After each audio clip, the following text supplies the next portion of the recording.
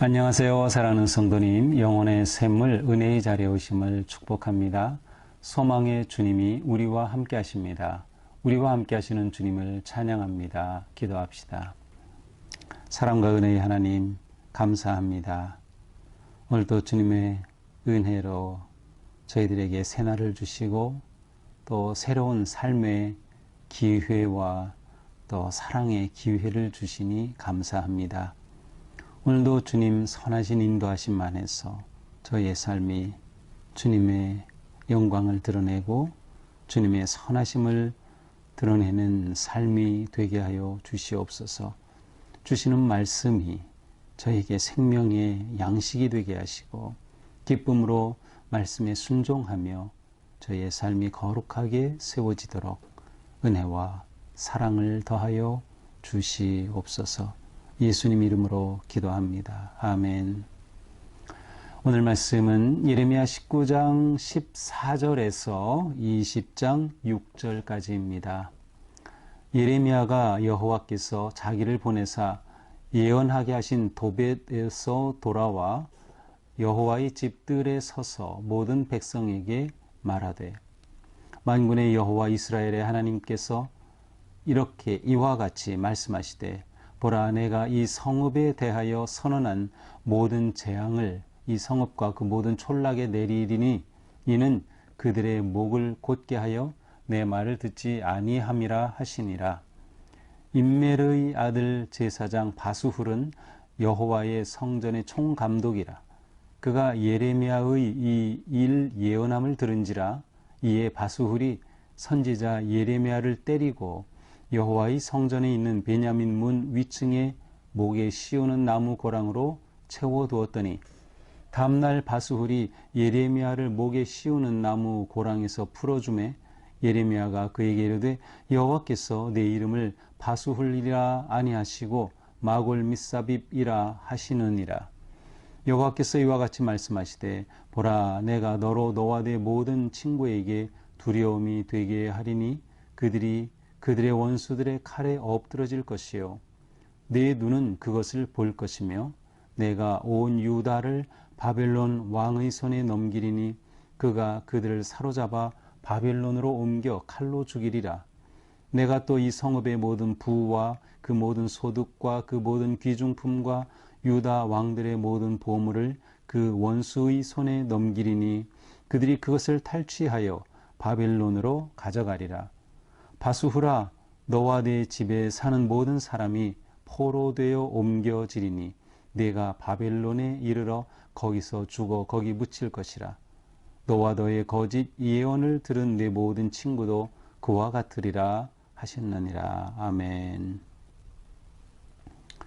자, 하나님께서는 이번에는 예레미야를 성전에 가서 예언하도록 그렇게 하셔요. 그래서 예레미야를 성전으로 보내시죠.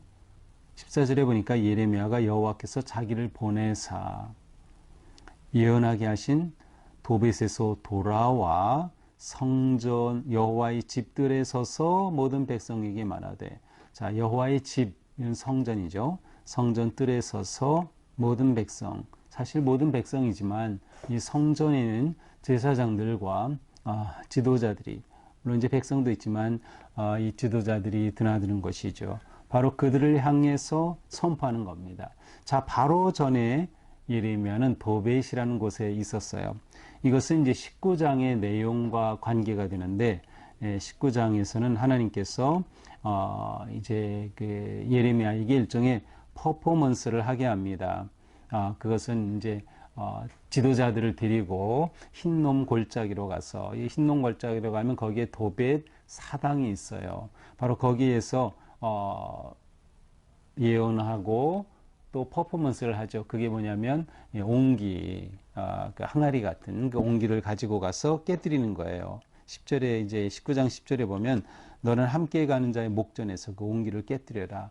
그래서 이 옹기를 깨뜨리면 그것은 다시 어떻게 할 수가 없어요. 물론 요즘은 뭐 좋은 접착제가 있어서 붙인다고 할 수 있겠지만 이 옹기를 깨뜨리면 더 이상 회복할 수 없는 그러한 상태를 이제 묘사하죠. 자, 그곳에서 돌아와서 이제 이번에는 성전에서 외치는 거예요. 성전에서 외침으로 지도자들에게 말하죠.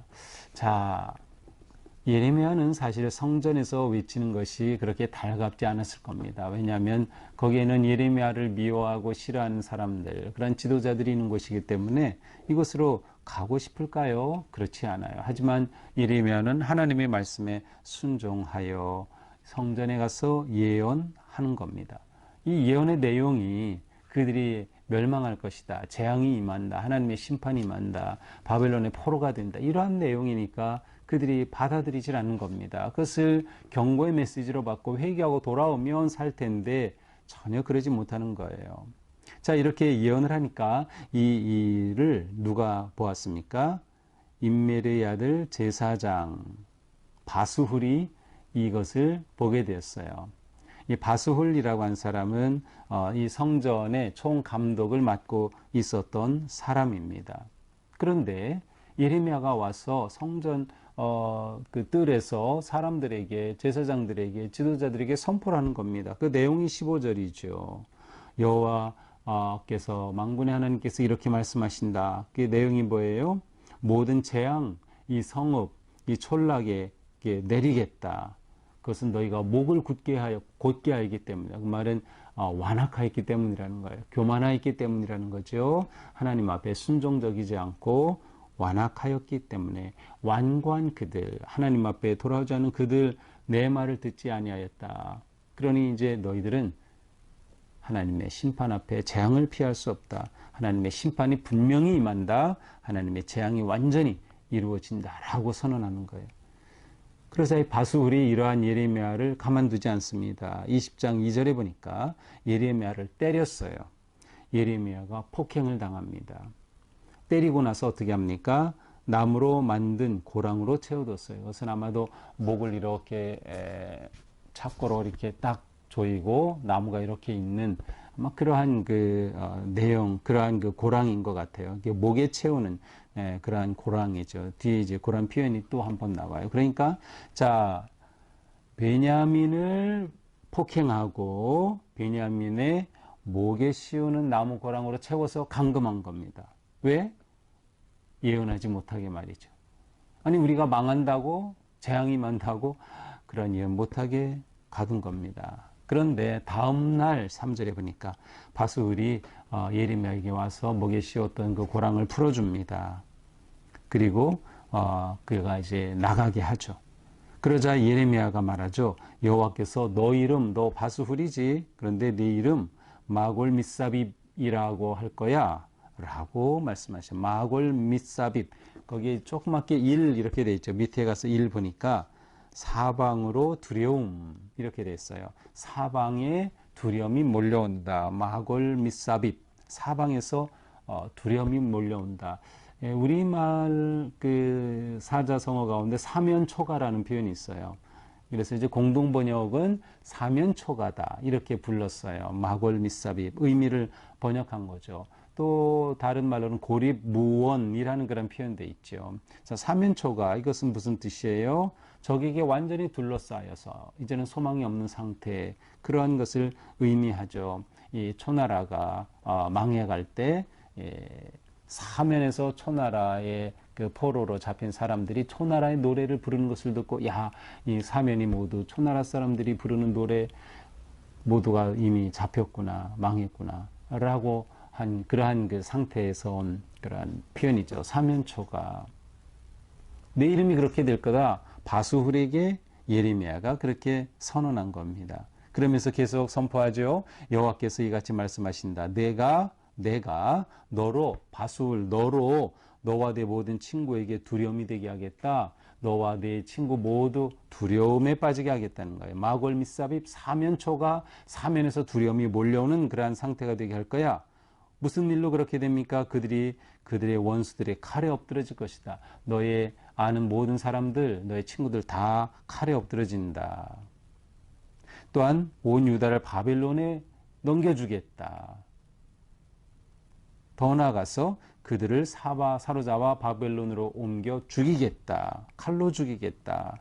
끌려가고 거기서 죽임을 당할 것이다. 이러한 이스라엘의 유다의 완전한 패망, 멸망을 선언하신 거예요. 그런데 여기에서 주어가 누구예요? 내가. 이것은 이러한 모든 일이 하나님의 주관 가운데 일어나는 것이다. 하나님의 주권 가운데 일어나는 것임을 보여줘요. 그러니 바벨론도 사실은 하나님의 도구로 사용될 뿐이지 바벨론이 잘나서 그런 게 아니에요. 하나님이 모든 것을 주관하신다. 그러니 하나님 앞으로 나와야 되는데 이들의 목이 곧은 백성이 되고 말았던 거죠. 내가 또 이 성읍의 모든 부, 모든 소득, 귀중품, 유다 왕들의 모든 보물을 원수의 손에 넘기겠다. 그래서 유다에 있던 예루살렘에 있던 모든 보물, 그들이 모아놓은 재산이 모든 것 다 빼앗기고 만다는 거예요. 모든 성전에 있던 좋은 것들이 다 바벨론으로 옮겨지고 말죠. 그들이 다 탈취해가고 마는 겁니다. 사실 이거는 뭐예요? 그들이 하나님보다 더 사랑했던 것들이에요. 하나님께 순종하기보다 그들이 더 좋아하고 그들이 더 의지했던 것들, 이런 것들 다 소용없다. 하나님께서 다 바벨론으로 끌어가고 패망하게 할 것이다 라고 말씀하셔요. 하나님 외에는 그 무엇도 영원한 것이 없어요. 하나님의 사랑 외에는 아무것도 영원한 것이 없어요. 희망이 없는 거죠. 그런데 유다 백성들은 이렇게 하나님 대신에 재물을 쌓고 우상을 섬기며 하나님을 버렸던 거죠. 바수후라, 너와 네 집에 사는 모든 사람이 포로가 되어 옮겨질 것이다. 바수를 너도 예외가 아니다. 너와 너 가족까지, 네 식솔까지 다 바빌론으로 끌려갈 것이다. 거기서 죽고 거기에서 묻힐 것이다. 너와 너의 거짓 예언을 들은 데 모든 친구도 그와 같으리라. 여기서는 그 바수훌이 거짓 예언을 했다고 표현해요. 이것은 실제로 바수훌이 거짓 예언을 선포했을 수도 있고요. 제사장으로서 아니면 전체 관리 대표자로서 그럴 수도 있고, 그가 했던 모든 사역을 예언의 선포로 표현했을 수도 있어요. 어쨌든 바수훌의 모든 행동은 거짓이었습니다.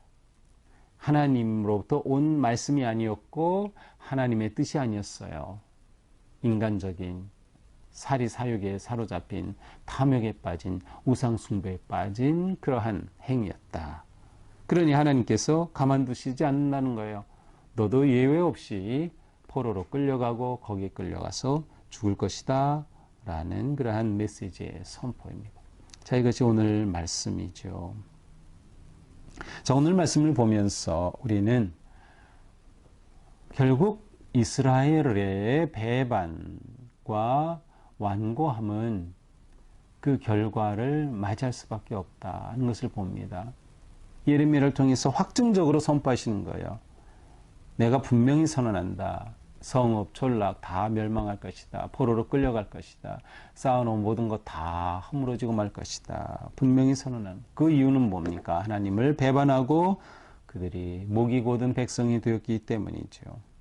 이렇게 될 때 성전은 은혜의 자리입니다. 하나님께 제사를 드리고 하나님 앞에 나오고 화목의 제사가 드려지고 평화와 기쁨이 넘치는 자리인데 성전이 재앙의 심판의 자리가 되고 말았어요. 성전이 제 기능을 하지 못한 거죠. 그냥 그들은 성전에 있는 한 안전하다라고 하는 껍데기밖에 없는 거짓 교만에 빠져 있었던 거예요. 성전조차도 불순종하는 백성들에게는 아무런 가치가 없는 거예요. 그건 오직 하나님께 순종하며 기쁨으로 따르는 자들에게 성전은 성전의 고귀함과 영광과 은혜와 기쁨이 있는 곳이다. 자, 그러므로 우리가 진정으로 하나님께 순종하며 믿음으로 바른 길을 걸을 때에라야 성전이 진정한 성전이 될 수 있다라는 것을 우리는 보게 됩니다. 재물은 그들을 구원할 수 없었습니다. 하나님만이 유일한 힘이고 소망이 되는 거죠. 하나님만이 영원하신 거예요. 하나님의 사랑만이 영원한 거예요. 단 하나님을 향한 우리의 사랑이 회복될 때 우리는 진정 소중하고 가치 있는 것을 알게 되는 것이죠. 예레미야는 하나님의 사람으로서 사명감에 불타는 모습을 보여줍니다. 내일 본문에서는 아주 극적인 그런 표현이 나오는데요. 이 예레미야는 자기가 성전에 가면 환영받지 못할 거 알았습니다. 자기가 성전에 가서 외치면 그는 고난을 당하고 어려움을 당할 것을 예상하고 있었습니다. 고난이 있는 곳에 그러나 그는 순종하고 갔어요. 이것이 진정한 사명자의 모습이에요. 내가 원치 않는 장소, 원치 않는 사람, 원치 않는 시간에 하나님의 뜻에 따라 기꺼이 순종하며 나아가는 것이죠. 그러니까 하나님의 사람은 알면서도 당하는 거예요. 알면서도 당하는 거예요. 내가 가서 외치면 내게 고난이 올 거 알면서도 당하는 거죠. 기꺼이 이렇게 할 수 있는 사람이 진정 하나님의 일꾼이고 하나님의 사람, 진정한 사명자다라고 우리는 말할 수 있습니다. 이르면은 오직 하나님이 주시는 말씀만 선포하였습니다. 백성들이 원하는 것을 선포한 것이 아니라 그들에게 하나님의 뜻을 그대로 선포하였지요. 그 때문에 그는 말할 수 없는 수모와 고난을 당하지만 오히려 이것이 그에게는 영광이고 기꺼이 그의 삶을 기쁘게 받아들였을 것 같습니다. 순종하면 참 평안과 기쁨이 옵니다. 불순종하면 재앙과 고난이 온다. 그러나 하나님의 사람에게 있어서는 순종이 고난이 되기도 한다. 그래도 순종한다라는 거죠. 오늘 하루 우리는 살아가면서 선택해야 할 것입니다. 이 제사장 바술처럼 사면초가인 그러한 불순종의 삶을 살 것인가? 아니면 사면에서 초나라 백성의 노래가 아니라 하나님을 찬양하는 소리, 영광과 승리의 소리를 듣는 사면 찬양의 삶을 살 것인가? 그것은 우리에게 달려 있습니다. 내 인생은 어떤 인생입니까? 사면 초가입니까? 아니면 사면 찬양입니까? 오늘도 우리의 삶이 주님 은혜 안에서 그 은혜를 감사하며 또 부르신 그 부르심의 삶에 어떤 상황에서도 끝까지 순종하며 헌신하는 그런 아름다운 삶이 되기를 축복합니다. 기도합시다. 주님 감사합니다. 우리의 삶은 하나님의 것인데 우리는 하나님보다 다른 것을 더 좋아하고 의지하고 구하였습니다.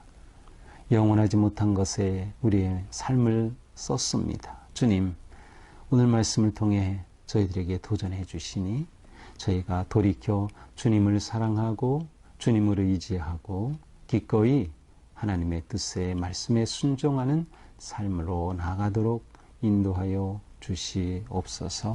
우리의 삶이 하나님의 그 은혜를 감사하고 찬양하며 언제 어디서나 하나님의 뜻을 선포하며 기꺼이 순종하는 삶, 그리하여 사면 초가가 아니라 사면 찬양의 영광의 삶 되도록 오늘도 함께하여 주시옵소서. 예수님 이름으로 기도합니다. 아멘. 오늘도 주님의 은혜 안에서 우리의 삶이 감사와 기쁨이 넘치는 거룩한 사명자의 삶 되기를 축복합니다. 사랑합니다.